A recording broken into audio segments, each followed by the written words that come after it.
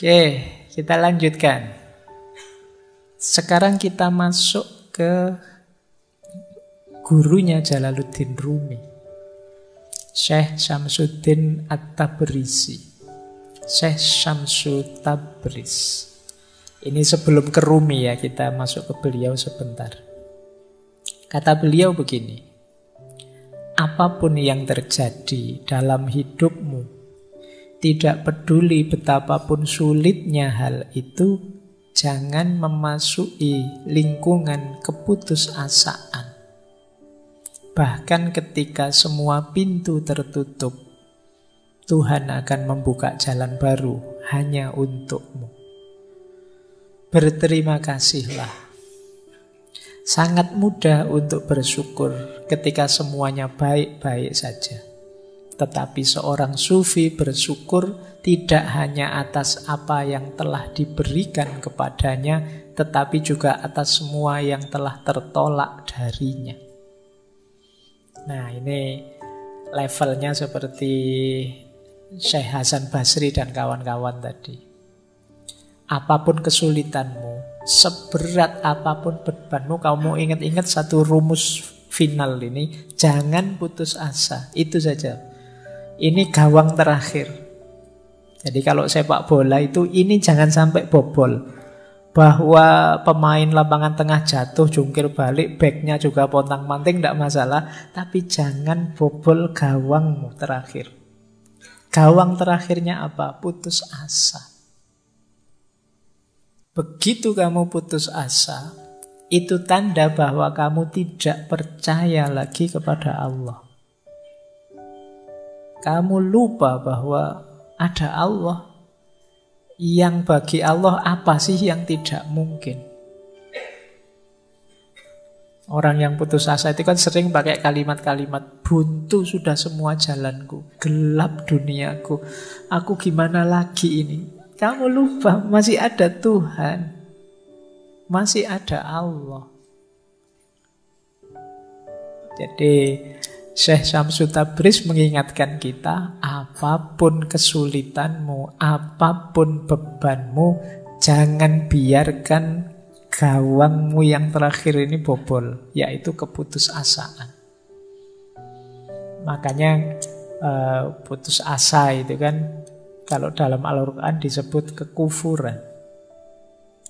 Karena apa? Karena orang yang putus asa berarti dia melupakan Allah atau tidak percaya dengan kekuasaannya Allah.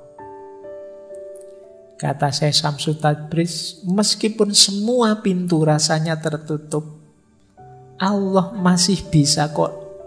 Bukan membuka pintu, bahkan membuat pintu baru Allah bisa. Yang tidak terbayangkan mungkin selama ini olehmu. Jadi tidak mungkin Pak lewat ini, lewat itu, lewat ini. Jalan yang saya hitung itu tidak ada yang beres. Itu kan hitunganmu. Jadi bagi Allah apa yang mustahil? Wong dari Masjidil Haram ke Masjidil Aqsa, dari Masjidil Aqsa ke Sidratul Muntaha, ya bisa dalam waktu semalam.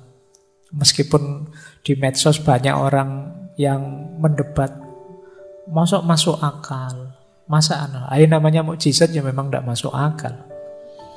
Kalau masuk akal ya tidak mukjizat namanya. Jadi memang tidak harus masuk ke akalmu. Kalau bisa terjangkau oleh pikiranmu, oleh akalmu, itu masih biasa. Wong ini peristiwa luar biasa kok. Jadi banyak kemarin saya baca di medsos itu, naik ke langit ke-7. Langit itu apa? Pikirannya kan aneh-aneh. Jadi tidak masuk akal saya. Ya memang tujuannya tidak untuk dimasukkan akal. Akalmu tidak nyampe. Jadi ini peristiwa luar biasa. Kalau definisinya khorikul adah, beda dengan adat. Memang tidak cocok dengan hukum alam sunatullah, sains yang kamu pelajari. Itulah mengapa disebut mukjizat. Jadi memang ada mode polanya sendiri yang berbeda dengan pola saintifik yang selama ini kamu pelajari. Baik. Nah, malah sampai Isra Mi'raj ya. Yuk dilanjutkan. Yo paling tidak itu ilustrasi ya betapa Allah itu maha kuasa. Yang tidak terduga bisa terjadi. Yang menurutmu apa bisa kebalikannya. Kamu meramal apa yang terjadi sebaliknya. Karena Allah maha kuasa. Kesabaran tidak berarti bertahan secara pasif. Kata Syekh Samsuddin At-Tabrizi. Sabar itu berarti berpandangan jauh ke depan untuk mempercayai hasil akhir dari suatu proses. Ini kalau pakai bahasa yang lain, sabar itu sama dengan orang yang optimis. Jadi kalau kita yakin hasilnya akan baik, ya kita mudah untuk sabar. Orang sabar itu justru visioner, dia pandangannya ke depan. Apa yang dimaksud dengan kesabaran? Nah, ini definisinya menarik. Syekh Samsuddin At-Tabrizi ini. Sabar itu melihat duri dan juga melihat bunga mawarnya. Melihat malam dan juga melihat fajar. Jadi untuk sampai pada mawar ya harus tahu ada duri yang harus dilewati. Ini sabar. Untuk sampai fajar kita harus tahu harus melampaui malam. Ini sabar. Berarti apa? Untuk mencapai kesuksesan, kebahagiaan, ya kita harus siap sulit, siap menderita. Itulah mengapa jangan dikeluhkan penderitaanmu. Patah hatimu jangan membuatmu putus asa. Sabarlah, memang untuk bisa meraih keindahannya mawar, kamu harus sanggup melampaui durinya. Untuk bisa melihat indahnya fajar, kamu kan harus sanggup menahan hidup di malam hari. Jadi kalau mau melihat sunrise itu kan ya dibelani ngantuk-ngantuk malam tidak tidur, naik ke atas gunung sampai sana, alhamdulillah bisa kelihatan sekarang sunrise. Itu kan kamu ada tirakatnya, itu kan capek-capek menahan tidak tidur. Jadi ya meskipun setelah melihat sunrise kan kamu hasilnya kan bisa selfie-selfie, foto-foto itu saja. Nah, hidup juga begitu. Kamu kalau ingin meraih keindahannya harus siap dengan pahitnya. Kita itu seringkali hanya fokus pada mawarnya saja, fokus pada fajarnya saja. Lupa dengan malamnya, lupa dengan durinya. Itu yang membuat kita begitu dropnya ketika mengalami patah hati, ketika mengalami kesulitan hidup. Padahal justru kesulitan itulah yang akan mengantarkan kita pada keindahan. Ini pendapatnya Syekh Samsuddin At-Tabrizi. Ketidaksabaran berarti menjadi picik untuk tidak dapat melihat hasilnya. Jadi orang tidak sabar itu ya hanya lihat pahitnya saja. Tidak lihat bahwa setelah pahit ada manisnya. Orang tidak sabar itu ketika melihat bunga mawar, sudahlah tidak usah mawar-mawaran, ada durinya kok. Nah, kenapa? Dia tidak tahan, dia hanya lihat durinya. Dia lupa bahwa kalau nanti bisa dapat mawar, indah loh itu. Ya kalau kamu tidak siap menunggu malam, ya kamu tidak akan ketemu indahnya fajar. Sudahlah, tidak usah nyari-nyari fajar, tidur saja enak misalnya, ya sudah. Ini yang disebut tidak sabar. Para pecinta Tuhan tidak pernah kehabisan kesabaran. Karena mereka tahu bahwa agar bulan sabit menjadi purnama dibutuhkan waktu. Tidak mungkin hari ini bulan sabit, besok langsung purnama.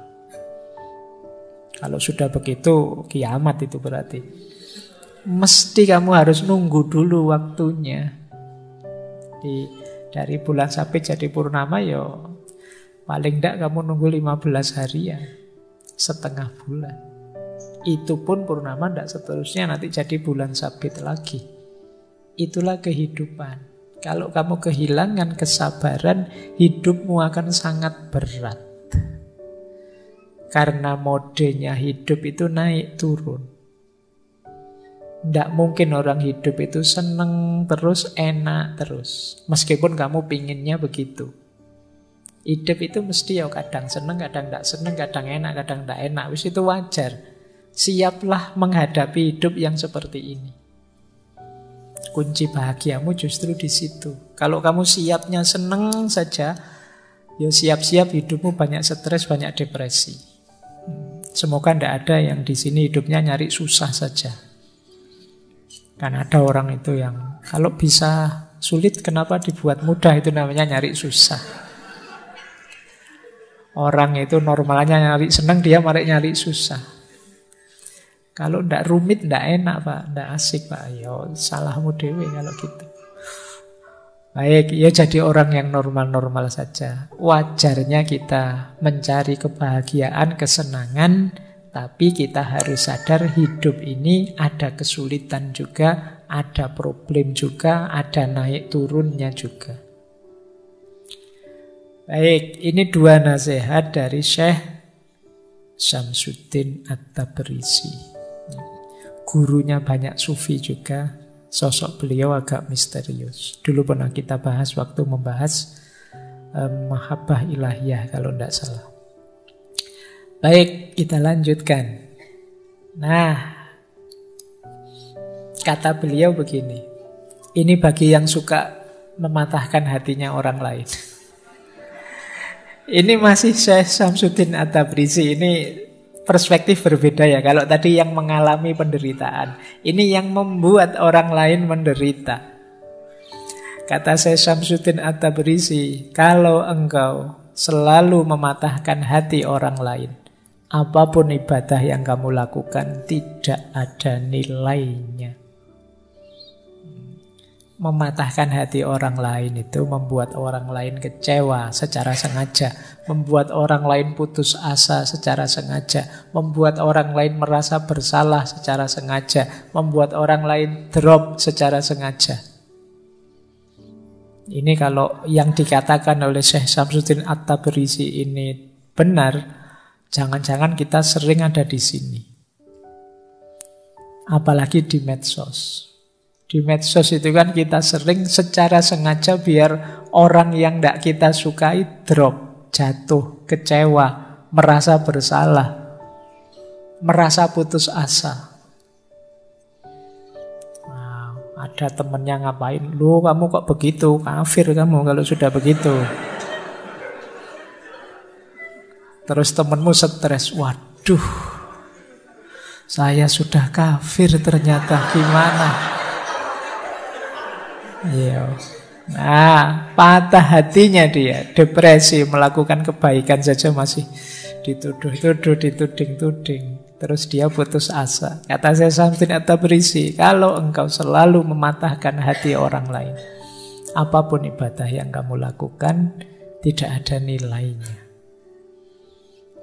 Kita kan kadang senang, kadang bangga kalau membuat orang kecewa, khususnya orang yang kita benci atau kelompok yang tidak kita sukai. Rasakno, baru tahu dia, keliru dia kan, baru tahu dia, rasakan kamu kecewa, rasakan kamu salah, rasakan kamu. Ini namanya mematahkan hatinya orang lain.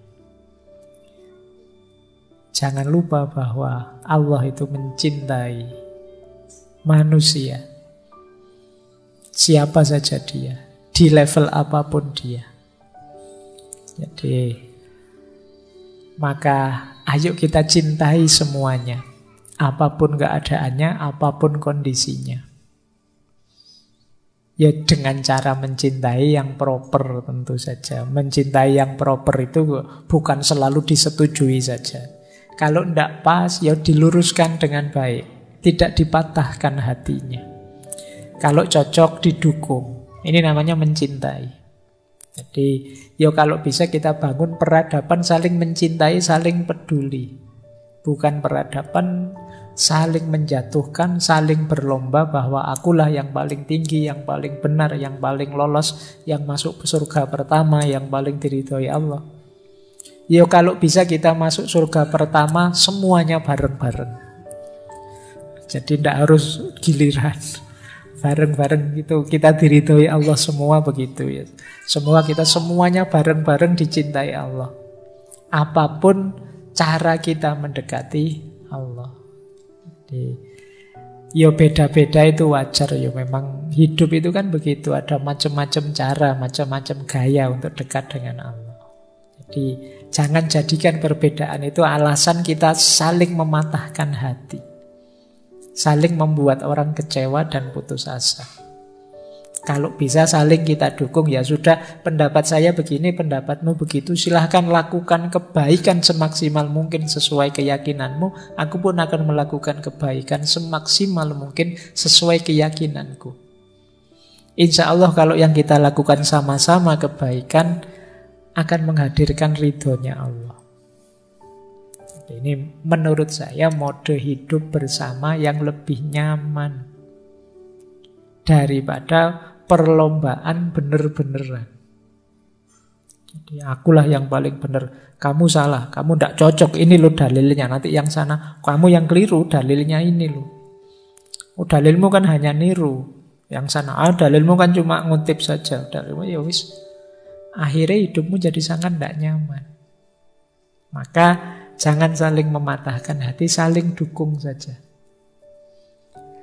Baik, biar yang dinyatakan oleh Syekh Syamsuddin ini tidak terjadi.